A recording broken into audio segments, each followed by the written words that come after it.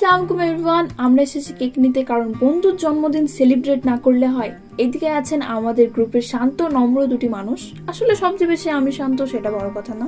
দেন ঠিক করা হলো ক্যান্টিন 3-তে আমরা দুপুরের লাঞ্চটা করবো একসাথে, আর কেকটা ওখানেই কাটবো। তো চলো, আমরা তো যে যার মতো বসে গেছি, আর বন্ধু এখন মেনু দেখছে, কারণ বার্থডে যেহেতু তার, তাই আজ ট্রিটটাও সেই দেবে। এদিকে আমি বন্ধুদের বোঝাচ্ছি, আর ব্যর্থ চেষ্টা করিস না তোরা আমার মতো ভালো হওয়ার।